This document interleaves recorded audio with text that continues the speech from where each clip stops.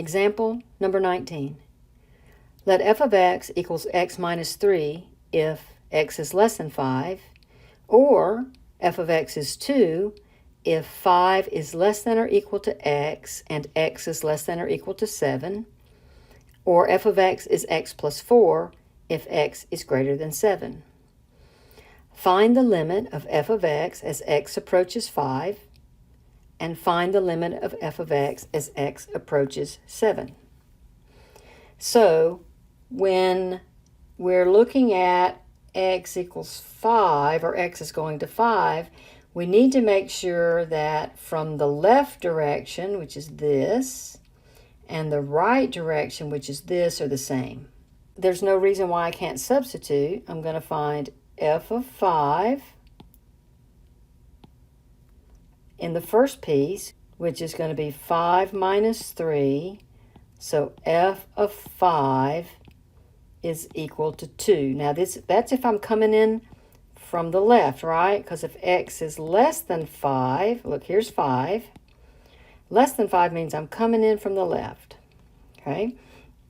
Now, here we want to look from the right. So if x is between 5 and 7, that means I'm coming in from the right. But f of 5 from that direction is going to result in just a 2, a constant value. So from the left, it's 2, and from the right, it's 2. So the limit as x approaches 5 is 2. Now, even though this piece here is the one where x can actually be 5, because x has to be less than 5 here, we're looking at as it approaches. Okay, so that's why we have to do it at both ends, because the limit from the left and the right have to be the same. Now we want to look at what happens when x is going to 7. So we got to look at this one and this one. So this is going to be from the left and this is going to be from the right, because look, we've got, here's 7. And so if it's between 5 and 7, it's coming in from this direction. And if it's greater than 7, it's coming in from this direction. So once again, we have to look at both ends. So let's see. F of 7, well, here's where it's equal to 7. So that's going to be a 2. So from the left, it's 2. And f of 7 from the right is going to be 7 plus 4, which is 11. So as I'm coming in from the left to 7, it's going to be at 2. And I'm coming in from the right to 7, it's going to be at 11. So look, there's this gap in here, which means the limit does not exist. Example 20. Let f of x equal 8x divided by x plus 3 quantity to the 5th power. Part A, find the limit of f of x as x goes to negative 3. That would be from the left and from the right. And B, find the vertical asymptote of the graph of f of x. C, compare your answers for parts A and B. Now, the simplest way to do this one is just going to be look at the graph. So you may not remember much about graphing rational, fractional functions, but the first thing you do is you find any value that is going to make a 0 denominator. So at negative 3, I've got a problem.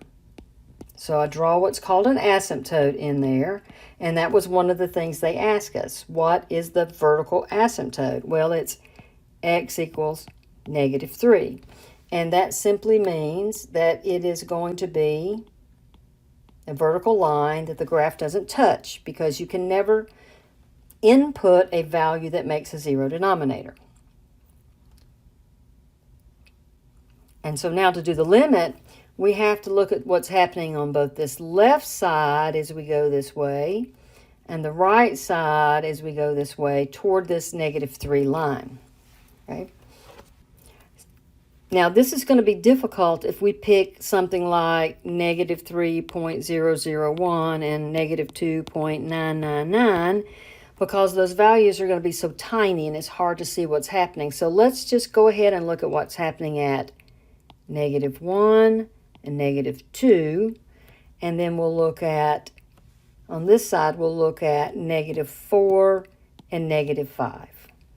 Okay, so first I'm going to do from the left, f of negative 5 is 8 times negative 5 over negative 5 plus 3 to the 5th.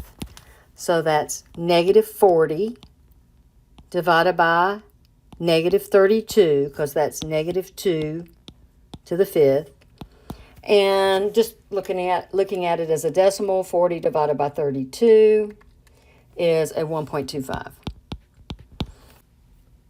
So over here, it's at about 1.25. So we'll just put it right here, okay? At negative 4, f of negative 4 is 8 times negative 4 over negative 4 plus 3 to the 5th. So that's negative 32 over negative 1 to the 5th. So that's negative 32 divided by negative 1. So that's 32. So all of a sudden it's way up here. So what's happening, and if we were to do negative 6, it would be over here. So it's doing like this. Okay, it's going to come in from the left, and it's going to rise rapidly. Look how much we rose between negative 5 and negative 4. We went all the way from 1.25 to 32. Okay, so this graph is going this way as we approach negative 3 from the left. Okay. Now, if I'm going to look from the right, I have to do f of negative 2 and f of negative 1. Okay, so I put in a negative 2. 8 times negative 2 over negative 2 plus 3 to the 5th. That gives me a negative 16 over a 1 to the 5th. So that's negative 16. So at negative 2, it's way down here, somewhere around negative 16. So it's down here.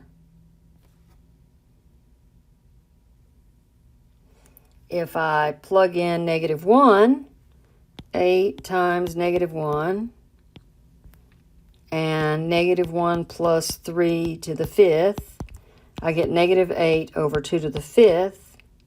That's negative 8 over 32.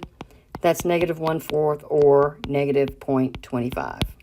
So look, it's going to come up here like this, and then it's going to turn and go like this. So as we look at the limit,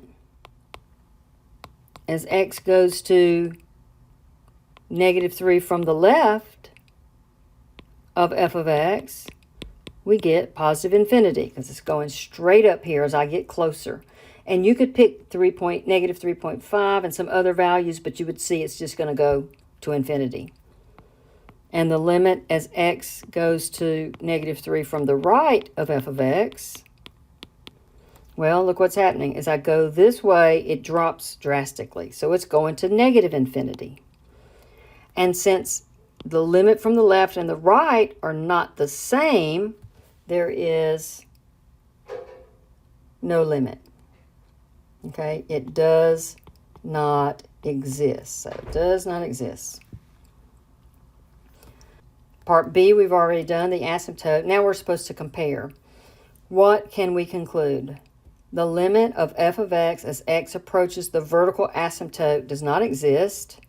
The limit of f of x as x approaches the vertical asymptote sometimes exists and sometimes does not exist. The limit of f of x as x approaches infinity is negative 3. Now, look, x approaches infinity is going this way, so it's definitely not that. Okay. Now, in this case, they're going in opposite directions, but there is a possibility that you could come in from the left and go up, and come in from the right and go up. Okay. and you would say that the limit is infinity. But it still doesn't exist because remember, in order for a limit to exist, it has to be a number. It has to be a specific value. So as it approaches a vertical asymptote, the limit does not exist.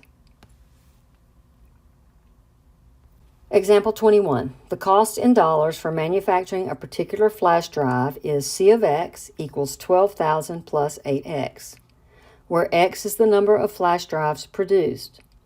Recall from the previous chapter that the average is denoted by C bar of X. So we haven't done average, but an average, if this is your cost function, if we want to look at the average cost, we draw a bar over that, and that means the average cost function.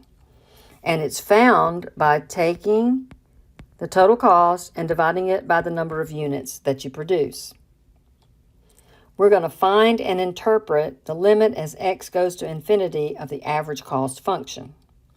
So first, we determine the average cost function at x. So our average cost function at x is our function 12,000 plus 8x divided by x, and it's best to separate this, divide them both by x, so it's 12,000 over x plus 8 because these x's reduce out. So our average cost function is 12,000 divided by x plus 8. So that's C bar of x. Now the limit as x goes to infinity. Well, we've got to look. If we're going to do the limit as x goes to infinity, we have to think about what happens as this denominator gets huge. Okay? Anytime a denominator can outpace a numerator by a lot, which infinity is a lot, it's going to be 0. So this is going to be 0. This is plus 8, so it's going to be 8. So our limit of the average cost is 8. Interpret the limit as x goes to infinity of the average cost. Select the correct choice below, and if necessary, fill in the answer box with your choice.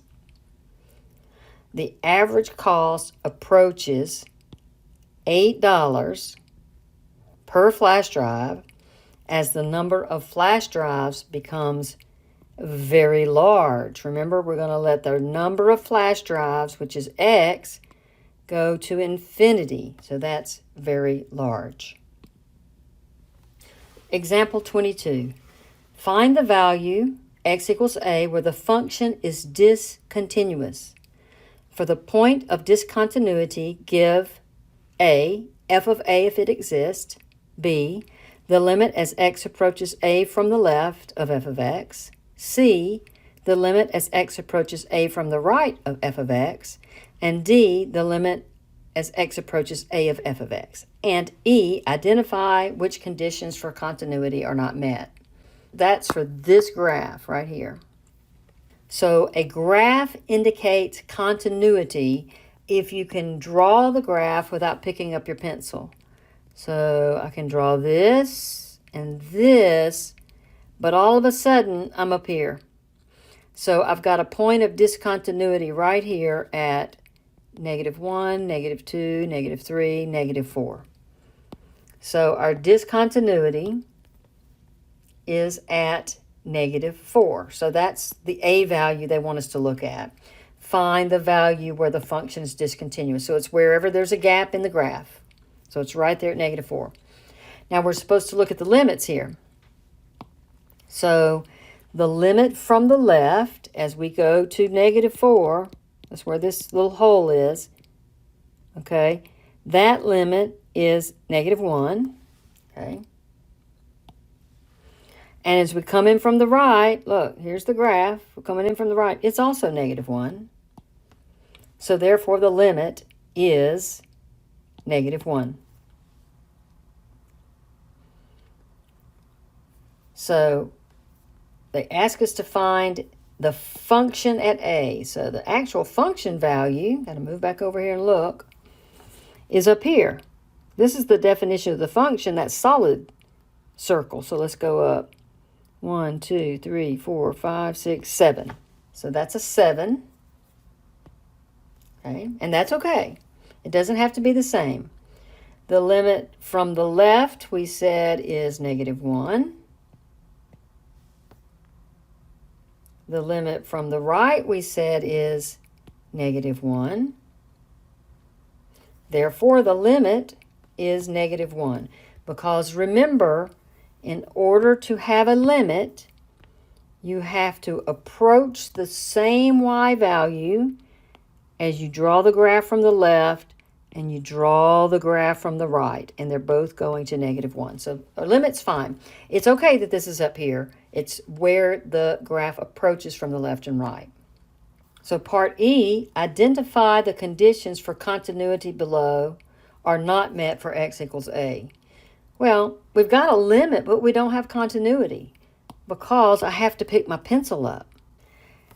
And so the reason we have discontinuity is because the limit and the function value are not equal. Doesn't mean we don't have a limit. It means we don't have continuity.